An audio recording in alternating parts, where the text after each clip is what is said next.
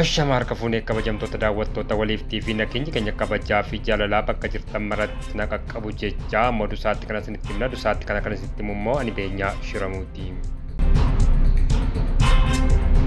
Jilli imaltoota agarsiisa konsertii muuziqaa baandii biiftuu Oromiyaa biyyarra naanna'aa jiru Shaashamannee ga'uun ibsame. Imalli agarsiisa konsertii muuziqaa hundeeffama waggaa 30ffaa baandii biiftuu Oromiyaa sababeeffachuun taasifamaa jiru magaalaa Shaashamanneetti qophaa'eera. Sirna kana irratti hoogganaa Biiroo Aadaa fi Turizimii Oromiyaa Obbo Hussein Faayisoo dabalatee keessummoonni biroon argamaniiru. Aadaa fi duudhaa uummatichaa beeksisaa hojiilee jaalalaa fi tokkummaa uummataa itichan baandichaan hojjetaman cimsuun dhalootatti dabarsuu qabna jiran hoogganaan Biiroo Aadaa fi Turizimii Oromiyaa Obbo Hussein Faayisoo.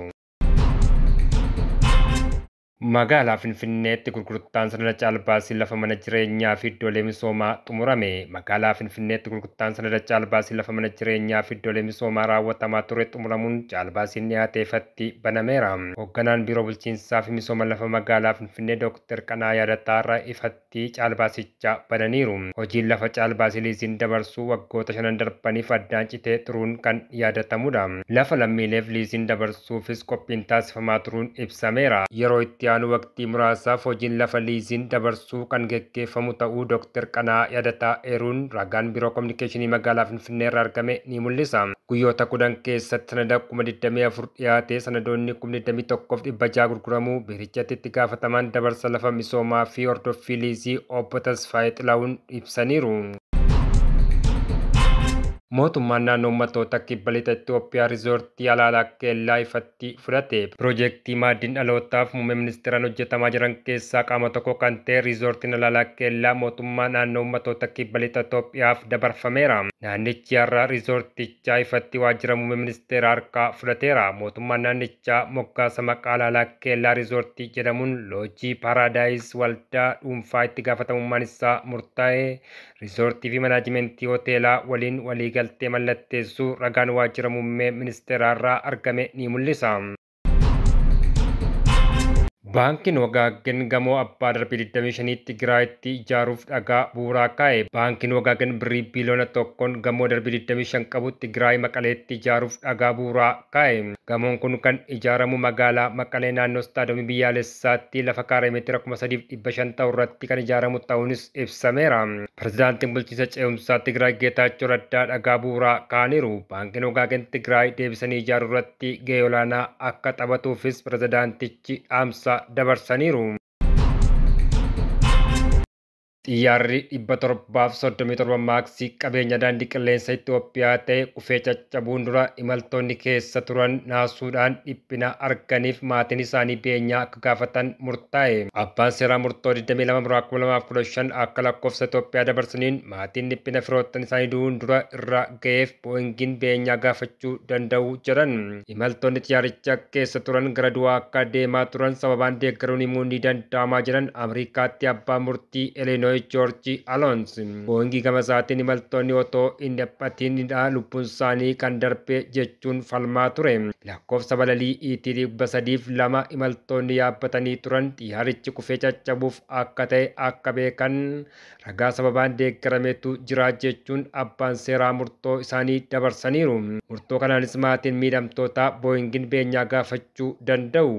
Abukaattoon miidhamtootaa gama isaaniin hojjettoonni xiyyaarichaas ta'e imaltoonni yeroo sanatti xiyyaarichi kufee akka caccabuuf jedhu beekuun isaanii shakkiin qabu jechuun mana murtichaa hubachiisaniiru. Akka lakkoofsa Itoophiyaa bara 2001 gaafa bitootessa tokko xiyyaarri buufata xiyyaaraa Boolee irraa ka'ee gara Naayiroobiitti balalii eegaluun daqiiqaa 6 boodadha balaan kun kan qaqqabe. Balaa kanaan imaltoonni 157 biyyoota garaagaraa 35 irraa walitti dhufan lubbuun isaanii darbeera. Waggaa lama dura oomishaan xiyyaaraa boo'ingii kanneen du'aniif itti gaafatamummaa akka fudhatu beeksisee ture. Gama biraan dhaabbatichi balaa qaqqabsiiseef mana murtiidhaan adabbiin akka irra hin kaa'amne gaafachuu dhiisuuf waliigalteerra ga'amee ture. Bara darbee abbaan seeraa Teeksaas balaa xiyyaara boo'ingii 737 imaltoonni 346 lubbuu isaanii itti dhaban ija seeraan saaxilamtoota yakkaatii jechuun isaanii Rooyitersi gabaasee ture.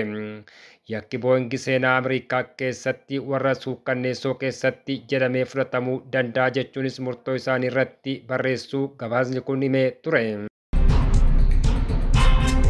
Daandiin qilleensaa Niwuziilaand imaltoonni xiyyaara seenuun dura akkuma meeshaatti yookaan shaantaatti kiiloo isaanii safaruu eegaluun gabaafame. Haa ta'u malee daandiin qilleensaa kun ulfaatina namootaa kana beekuun yookaan safaruun kiiloo isaanii irratti hundaa'uun kaffalchiisuuf akka hin taane ibseera. Ulfaatina giddu galeessaa imaltoota isaa baruuf jedhee tarkaanfii kana akka fudhates ibse. Daandiin qilleensaa kun ulfaatina imaltootaa akka ragaatti icciitiidhaan qabachuu akka barbaade himeera. Hojjettoonni daandii qilleensichaa odeeffannoo ulfaatina imaltootaan wal qabatu kana sakatta'anii argachuu hin danda'an jedha daandiin qilleensaa kun. Daandiin qilleensichaa maaliif ulfaatina giddu galeessaa imaltootaa beekuu akka barbaade wayita gaafatamu boba'aa qusachuuf baay'ee waan isa fayyaduuf ta'us ibseera.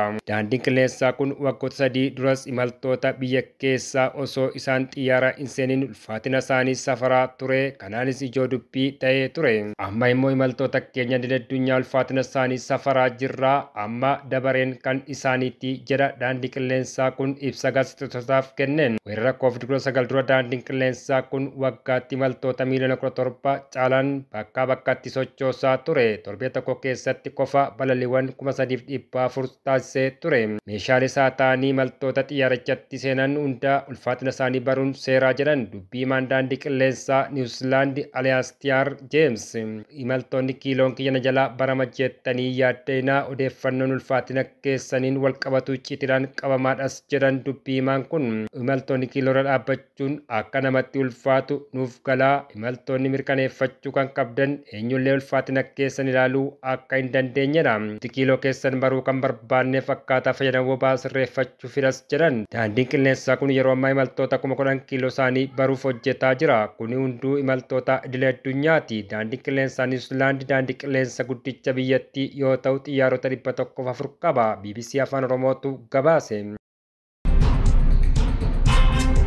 Kan kabajamtoota daawwattoota waliif TV oduu sa'aatii kanaaf qabanne kanan gammaa turanii bor waa'illi keenya biroon oduu biraa qabatee hangasiniif dhiyaatutti hangasittuu nagaan tura.